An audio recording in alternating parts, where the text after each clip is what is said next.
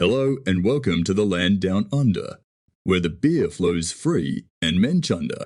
Your hosts Frank and Gaz will seek to wrestle the latest technology, including AI voice actors such as myself. Their goal? To take a cross-disciplinary deep dive into the Beatles' 1964 Australasian tour. Australia. Think of satirical only with 4 musicians going through it. Hello, Cover. How's Wagga Wagga? I did but see her. Welcome back to They Came to a Land Down Under, our deep dive into the Beatles' Australasian tour of 1964. In this episode, Tragical History Tour, we're going to be going into greater detail on some of the new information available on the Beatles writ large over recent years. It's going to provide context to some of the methods and techniques that will apply to the Australian tour. With virtual technology, big data and social media, we're now inundated with so much more information about all aspects of the Beatles' life, their music, their clothing, philosophy, writing, studio life, history, and even the history of the history, and of course their significance for broader social movements such as peace, rights of women, people of colour. In just about every field, there's some sort of Beatle connection. In fact, there's no vocal that hasn't been played backwards to check for hidden messages. Right, no, that's right, yep. There's not a bass line, guitar solo or drum fill that hasn't been reproduced, often with the original instruments, amps, mics, mic placement, mixing desks. And there's some people out there who are carefully, studiously, reverentially unwrapping, unboxing vintage versions of LPs in a very scientific manner. And people on YouTube going out of their way to explore places of historical relevance, getting lost in parks where the Beatles filmed some of their famous video clips, exploring their houses, parklands, where they filmed. All these things are being tracked down.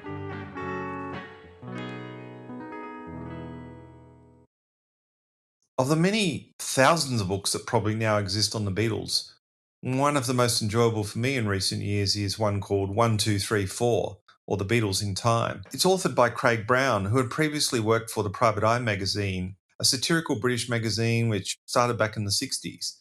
In researching the book, Craig did his own kind of pilgrimage to Liverpool. If you're not aware, at least John Lennon and Paul McCartney's houses are both now subject to National Trust protection. And in his satirical, clever way, Craig sets out his experience of going to visit these almost quasi-religious sites. And he gets a tour from what turns out to be something of a stern National Trust tour operator who's in charge of the history and certainly protecting it. Craig's account of the trip is priceless. We shuffled into the kitchen. The host notes the quarry tiles have not been changed. All the Beatles stood on those tiles, though Ringo only twice, as he came late. Only twice. We peered down at the sacred tiles beneath our feet. The Trust found the original white sink in the garden with the plants in it and returned it to its rightful position. Rightful position. So here we see connotations of an archaeological dig, restoration of priceless national treasure. And Craig notes, the pride of the collection is surely dustbin, metalwork, date 1940 to 1960. Metal dustbin with separate lid plus spare lid in coal shed.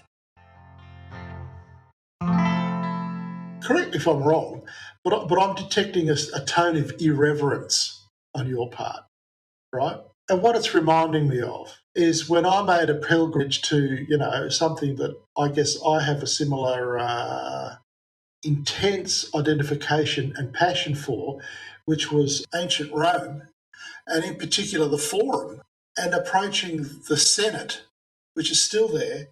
And I was going up the stairs and I became quite emotional because this was the point that Julius Caesar was assassinated by Brutus. And that's where he said, et tu, Brutus. Et tu, Brutus, then fall, Caesar. And I was getting quite emotional. My kids were saying, but Dad, it's just a bunch of rocks, all right? I was saying, you heathens, do you have no understanding?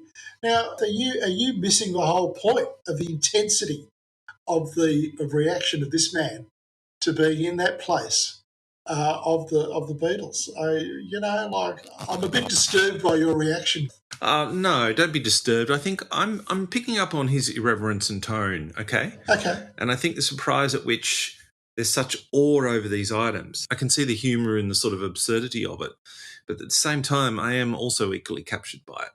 So his reaction is on a parallel to my kid's reaction to my reverence for being in that spot.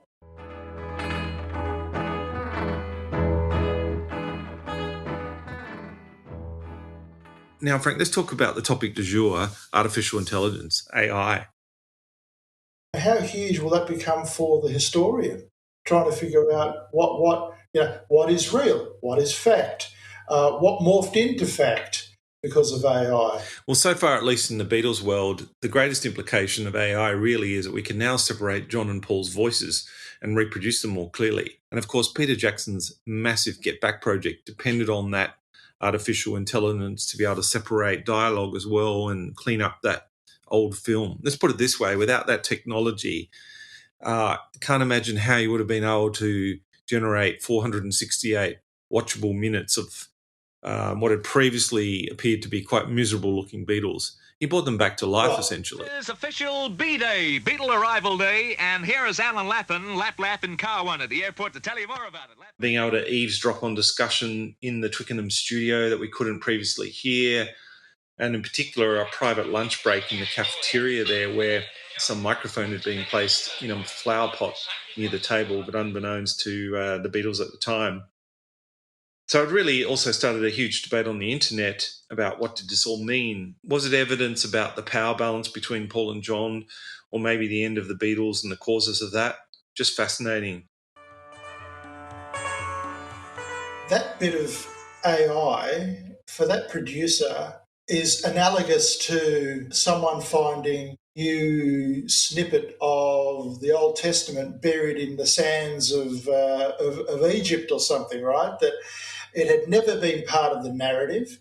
It had not been known, but let's assume it's authentic, right? So this technology allows for these previously inaudible snippets to become audible. They are then slotted into an existing understanding or narrative of what was understood about the Beatles. Then you need to interpret what it means. And exactly the same thing happened when the Dead Sea Scrolls were found, right? So this is not new. It's just technology enabling a social process to continue in a new way. Does that make sense? So what you're saying, Frank, is perhaps we're just that much closer now to having the separate books on John, Paul, George and Ringo. Well, the new Gospels of the Beatles.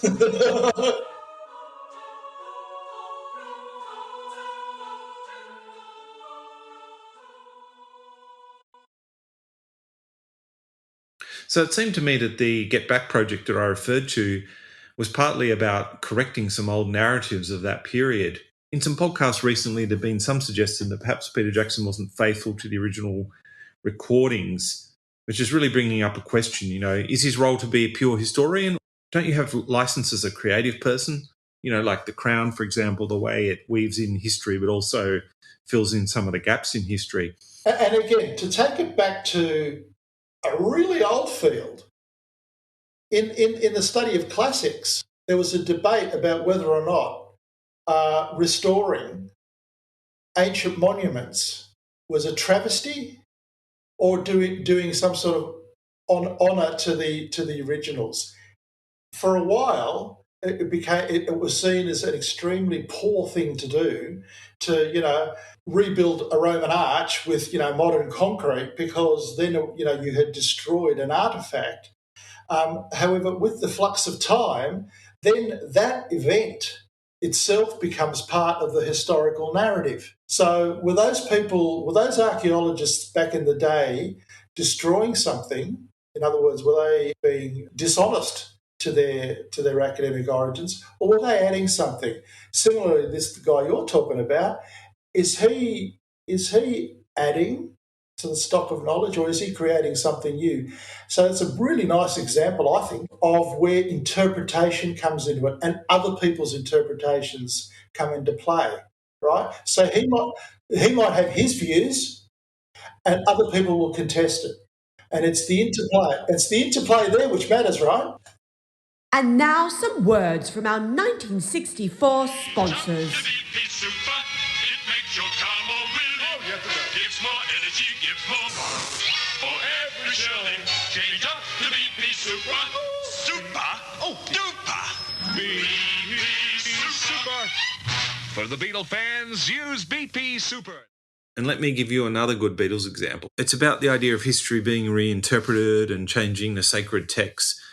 There's someone on a blog who's absolutely outraged about how the new remix of I Am the Walrus has come out.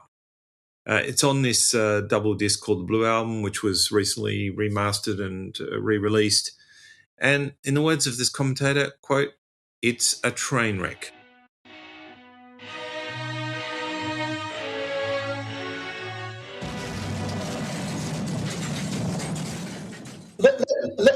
Let's just take that, right?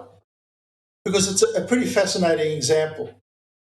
So this chap is confronted by the fact that it sounds different. Therefore, he thinks. I don't know if this is, but let's assume that he thinks. I'm paraphrasing, perhaps, but yeah, you're paraphrasing, and I'm sort of riffing on that. But so he doesn't. Let's just say simply, he doesn't like it as much. It doesn't have the same aesthetic value. And who's to say that he's not right, in as much as if that's the sound that the Beatles had heard when they were recording, perhaps they might not have liked it either.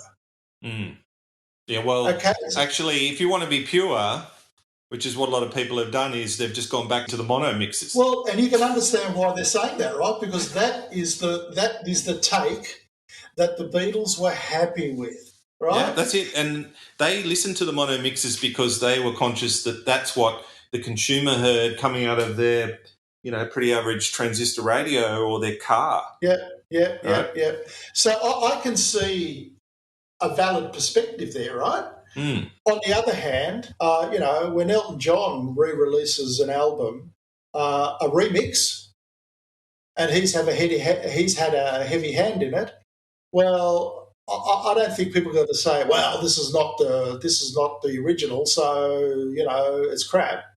Or when Taylor Swift says, "Listen, I'm going to reclaim these albums for myself, and I'm going to re-record them, and it's my material." Now they're both. So now you've got two cultural objects: the original one that she wasn't happy with because she didn't own it, and the new one, which may be slightly different. She's tweaked them here and there. Or twerking. Or twerking. Oh, right, okay. I mean, it starts to raise really interesting issues, doesn't it? Yeah, absolutely. And who has legitimacy to do that, right?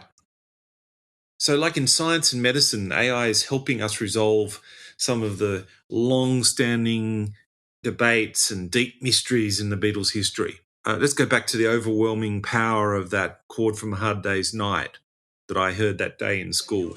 It wasn't just George Harrison's views and philosophy that were covered at the press conference. Someone had always wondered how to play the opening chord of A Hard Day's Night. To answer your question, it's F with a G on the first string. Thank you very much. Your little finger. Thank you very much. Sounds better on a 12 string. So what we've seen here is several decades of various people trying to research and work this out, solve this riddle, if you like. There's a guy on YouTube, it's about a 20-minute video in the last year or so. He's revisited systematically all the historical literature. He's drawn on some important work by a Welsh guitarist called Chris Buck. And then he said, but I'm really today going to be able to get to a final answer on what this chord was. In 2023, we now know, drum roll, D minor 11 with a G on the bass. Is there an equivalent of this out that you can think of in the rock world? There are certainly other parallels in music. The amount of research and commentary on Dark Side of the Moon by Pink Floyd is astounding, particularly the fact that there's a spectrum of styles being used from arcane jazz chords through to 4-bar shuffles. Is taken as an indication of how amazing this band was, right? Frank, I mentioned people recreating the Beatles' music. And I should mention there's a guy on YouTube who's played 76 guitar solos in the 30-minute tour de force. He's playing it with absolutely the correct guitar and colour and model that George played.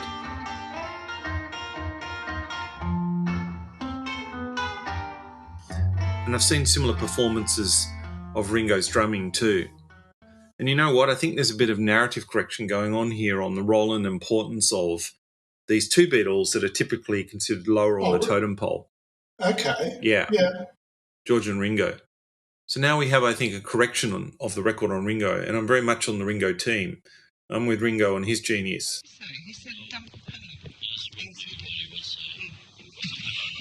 You're being beautifully talkative tonight. Someone told me you'd only say yep and no. Well, I'm learning, you see. Telling me is showing teaching me more words. Hiding behind a smokescreen of bourgeois cliches. I don't go messing about with your tape recorder, do I? Well, I have to confess to having, perhaps not consciously, but my unconscious bias, probably informed by the ongoing joke that he was the member of the group that should have got down on his hands and knees, and thank God. I'm quite open to admitting that is a bias, and unwarranted. So the Book of Ringo is very much being rewritten and reinterpreted, and Dave Grohl's leading the charge. Yep, that great drummer from Nirvana and later with the Foo Fighters. I actually think we get our identity and who we think we are through the stories that are told to us, that we then tell ourselves. Society gives us those narratives, but we also give it back. We're constructing our understanding of the world all the time. That's what makes us human, man. I mean, that's what's led us to the peak of the evolutionary tree. Word went out that Ringo was up. He's not. He's in his room, but he's tuned to use that. This is the important thing. Some people are dedicated to this. There's a website called The Genius of Ringo Starr. Right. There are references to other musicians in Ringo's caliber. Right. For example, okay. quote, Yep. "It's not the notes you play, it's the notes you don't play." Oh, absolutely. And guess who said that? Miles Davis. Miles Davis, exactly right. Dave Grohl says, Ringo was the king of feel. When we're in the studio, he says, I'm sure every band in the world, if they want that feel, they say, hey, do a Ringo there.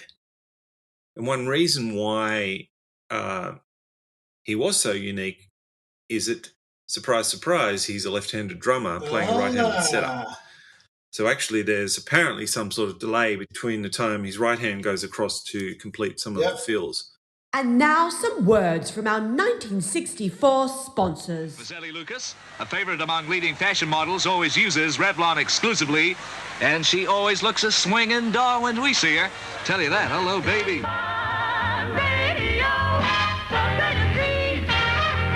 The greatest tree, you say, for fun, plan your everyday and your recreation with 930, your good time station. The greatest tree, you said, it's great. So AI is being used by this YouTuber to dive into analog recordings and identify accidents and blemishes, little parts of solos or left on the tape recorder, hidden in the mix. And now with the use of greater technology, we're discovering them, separation technology available with AI. But he starts his podcast with this warning to viewers. He says, fair warning, once I point them out, you can't unhear this.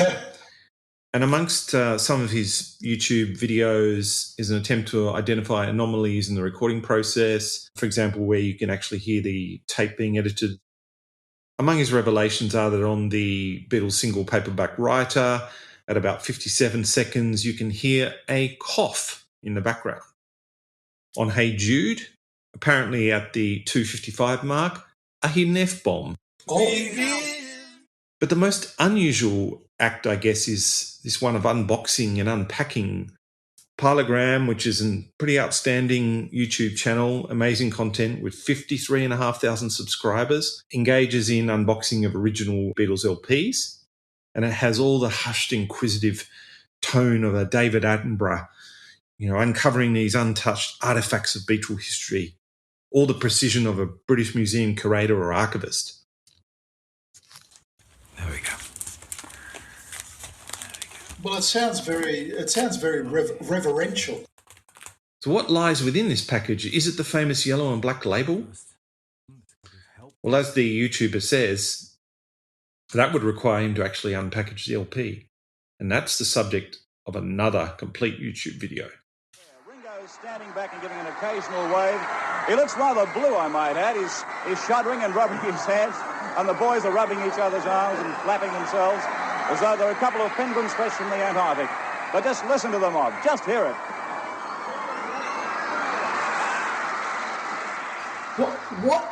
What actually is being revered in that act of reverence? Let's call it an act of reverence, right? There they have this object, a cultural object, which they are unpacking. What precisely is being unpacked? Obviously, there's plastic or whatever there, but what are they doing in their own consciousness? That's what fascinates me. What is every moment of that unpacking actually achieving for them? Right? Because the act of reverence is obviously profoundly affecting them. Why is it affecting them? Why is unpacking that object of such significance that they are prepared to do it slowly, reverentially? What is it doing to their consciousness? That's what fascinates me. Well, I find that extremely difficult to answer. I guess it's nostalgia,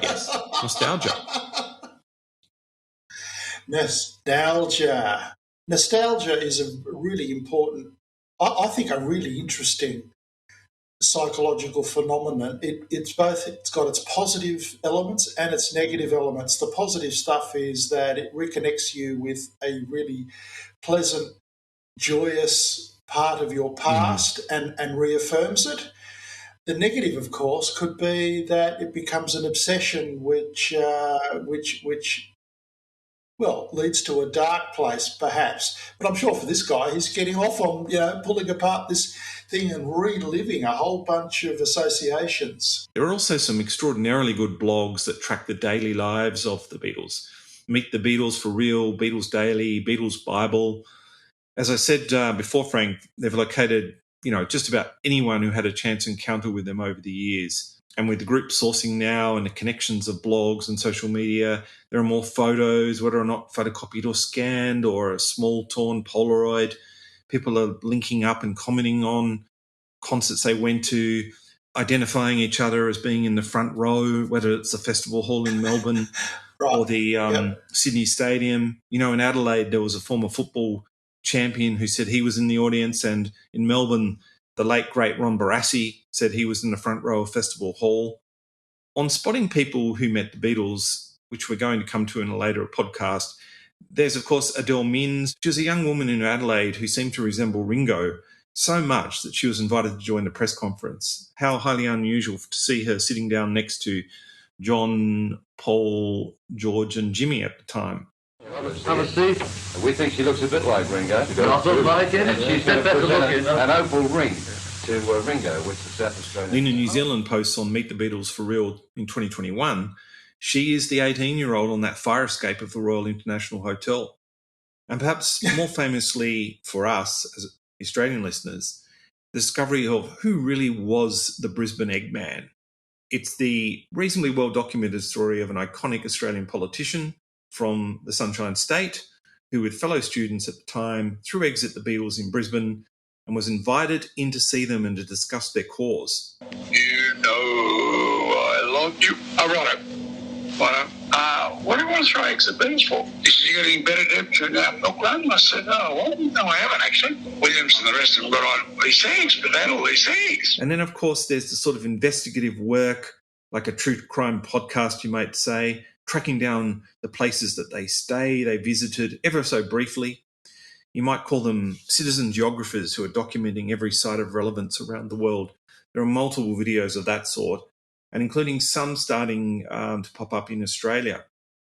We have baby boomers in the UK walking around in circles for 30 minutes or so in their search for where the Beatles recorded Strawberry Fields Forever video in Knoll Park in Kent, wondering where that tree was and under which they were filmed, and only to discover that it had unfortunately been destroyed by the Great Storm of 1987.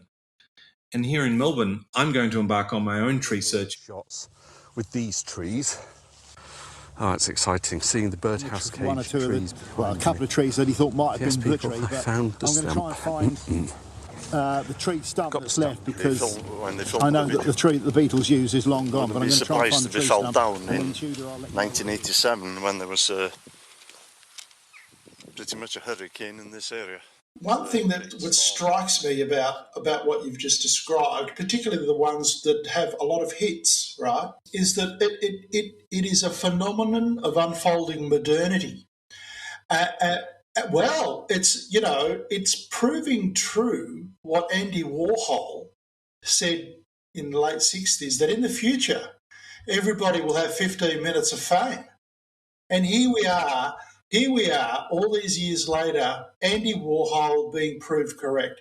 Here are these people getting their 15 minutes of fame through this new technology. Funny you should say that, Frank. I was just doing some research the other day on some of the fans they encountered and the experiences that shaped their approach to the tour down under and more broadly. And, they tended to really dislike official functions and try to avoid those things as much as possible. That stemmed from quite a high-profile incident at the British Embassy in Washington during the first US trip. They were always invited to these sorts of functions with luminaries and the establishment, and they really sort of detested that. Ringo was subject to someone's attempt to cut a lock of hair from his head. They stormed out there and said, well, we're not going to be doing that sort of thing again. Everywhere we went to was someone. This one, those two. Police Chief Lord Mayor Yogi Bear, his granny and his daughters with their selected friends. God, it was awful. That hair still exists, possibly to this day, as media recently discovered the young woman. She said, "This is my 15 minutes of fame." Well, isn't that interesting? But it also struck me that the reaction of the Beatles to not doing those official functions again was also indicative of another phenomenon, the fact that they didn't come from middle class, establishment London families, right? They came from out in the boondocks, Liverpool, lower middle class, working class. They would have been sneered at by their London colleagues. So this is the metaphorical finger to the establishment, as it were. We're not doing that, Yeah, and we had our own establishment here, of course, right? The squadocracy.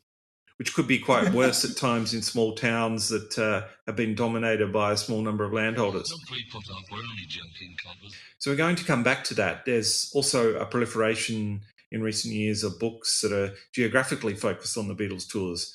And, the Beatles by year, there's a 1966 book and a 1963 book. When I said Glenn A. Baker was a leader all those years ago, I guess I was referring to in more recent years, we're seeing growth of a number of books focused on specific parts of their touring career.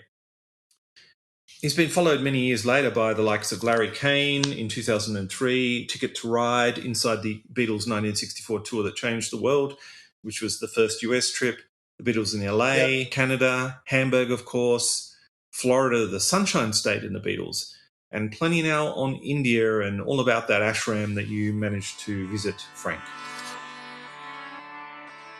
And during one of my trips to the National Library this summer, I discovered the Beatles in South Australia. And Adelaide will come up in detail in a later episode, of course. Oh, well, Adelaide would be crucial on the world scene, obviously, yeah. Well, everyone wants to know what happened in Adelaide, given the significance of the turnout there.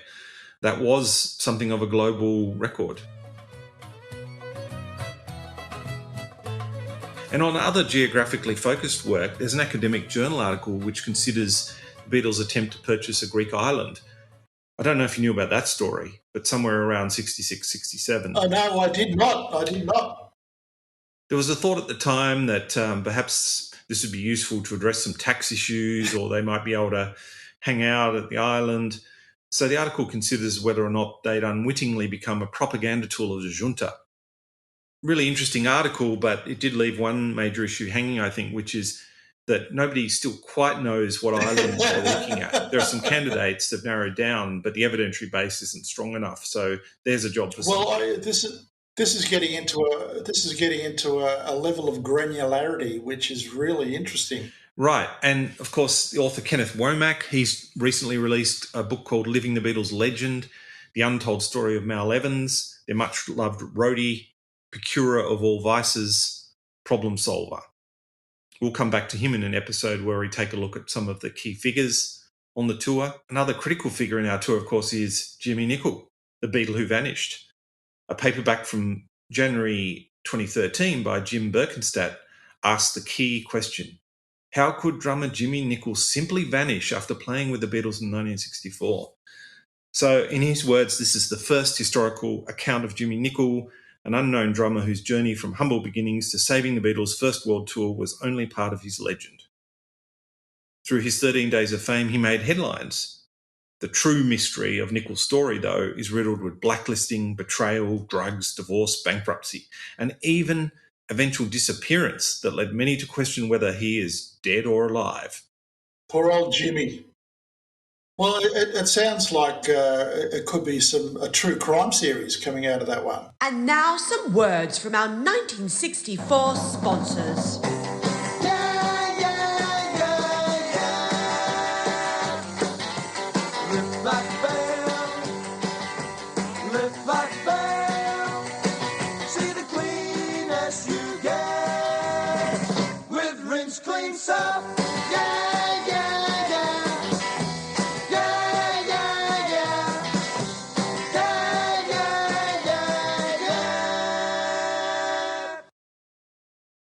There's also so much more devoted to the question of cultural change brought on by this group, and I guess debates about to what extent we can ascribe their contribution individually or as a group to broader trends in society.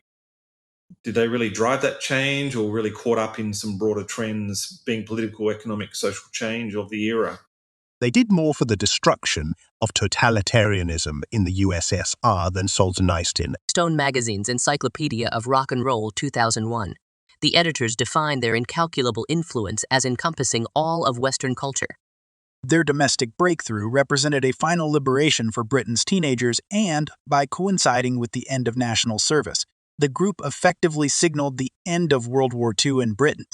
The Beatles had supplied British youth culture with a unifying and liberating influence that departed from the usual American-inspired model, and, together with other groups from outside London, had fostered a sense of celebration of provincial England.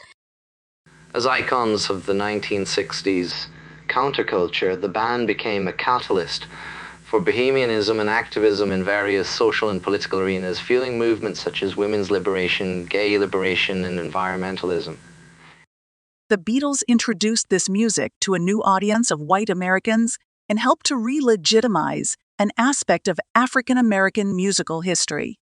The Beatles' interest in Eastern religions is arguably the most striking example of the band's ability to transform a minor social trend into a worldwide phenomenon, and thereby magnify cultural developments during the second half of the 1960s. The Beatles remained true to their explorations of the psychology of the human condition, highlighting the tension of opposites, including guilt, shame, anger, and profound loneliness. Really making big claims for these guys, aren't they? No doubt some of it's true, but how much of it's true? Well, that's an issue for interpretation. This afternoon, 2 young men were found on the fire escape on the 14th floor. 2 others who'd camped earlier on Saturday were found beside the hot water tank and were forcibly removed by the police. In exploring this theme, it's become an opening for, far more wider set of complex questions about history of the era and the band itself and its music and its contribution to a whole lot of other different aspects of social movements. But there's also, I guess we've alluded to partway through, a real burning debate about the legitimacy of their history and who is doing their history. So we've now seen the rise of some books in the last decade which are more fundamentally getting to the historical method. And, for example, I mentioned Candy Leonard Beatleness from 2014, and it goes to the emphasis of how their fans were critical. The Beatle and the Historians, an analysis of their writings about the Fab Four by Aaron Torkelson Weber, or Weber maybe I should say, 2016. And then a 468-page book looking at women's history of the Beatles by Christine Feldman Barrett. I like this as an observation that Candy Leonard makes about the age of 12. She read the Hunter Davies authorised biography, which is one of the original text, if you like, but very managed story. At some point, she said, I realised that for the most part, Beatles scholarship is a conversation among male observers. It's ironic that the fan voice and the female voice is so underrepresented. She says, now I guess you and I are adding to the sense of patriarchy here. She says, it's not quite the same as an all-male panel discussing reproductive rights, but it's similarly problematic. Love Me Do was a better book by Michael Brown on the Beatles. Right. That was a true book. You know, he wrote How We Were, which was bastard. Fucking big bastards. That's what the Beatles were. Yeah, you have to be a bastard to make it, man, and that's a fact. And the Beatles were the biggest bastards on earth. Well, there's a couple of things to be said about that. I think one is, are the observations and the deductions about what is said, can they be authenticated or reproduced or verified by other authors and writers? And that presupposes a variety of lenses, a variety of perspectives. And it's pretty odd that, 50% of the, the 50% of the population is excluded if the history doesn't include the perspective of women, right? That just seems pretty weird. I was struck by one of the authors that said, well, and she was referring to her experiences as an academic writing about the Beatles. She said, well, so I get pushback from academics saying, well, you're just emotional about all this stuff. You're a fan, you're emotional. And she points out that, well, so many of these guys that write about it were likewise fans, but they're assumed to be rational and objective, right? So there's a bias running through that there for a start, right? I think more obsessive, less objective fans are actually the men. They seem to be guys in Sgt. Pepper uniforms who are kind of busting at the buttons, and I don't see how they have much objectivity. But abstracting from the academic stuff, I can tell you from personal experience, right, from being a kid, in the 70s, in the 80s, rock was a male thing, right? Rock was a testosterone-laden, loud, aggressive, certainly in my experience. There's a credible argument by some of the writers that at least the Beatles at the beginning had a certain balance to their music, right? It's interesting what one says. The intensity often associated with being a Beatlemaniac was indicative of an equally intense desire for different ways to express oneself as a girl or a young woman.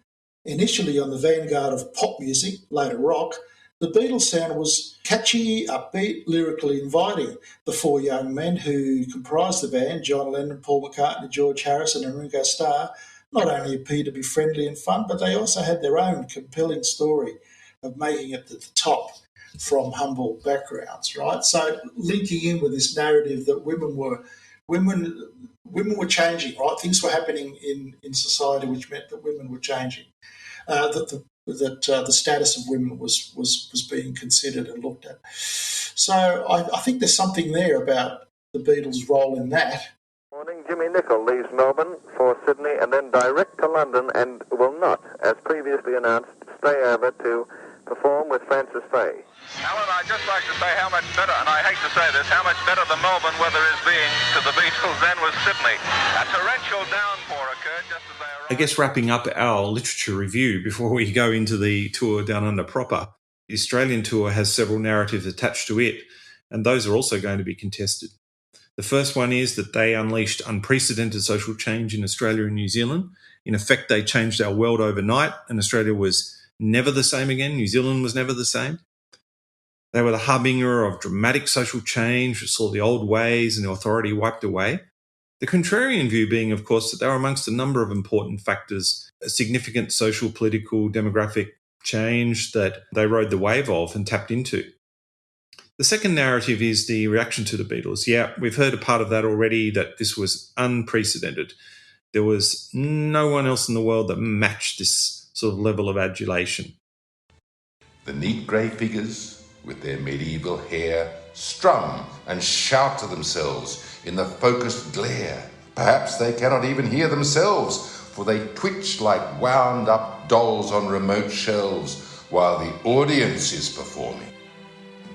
Shrilling on eardrums, clapping, while into some favoured ones there comes the stiffening rapture. Saints seeing glory unafraid. Older generation, grandma and grandpa, probably here to recall the days when they idolised such stars as Douglas Fairbanks, Rudolph Valentino, Bing Crosby and Sinatra. The scene here rivals a royal progress. And the third narrative, was that they're the lovable, clean mop tops. The alternative view, shared by some journalists on our tour, was that, well, they were actually just downright loutish scousers.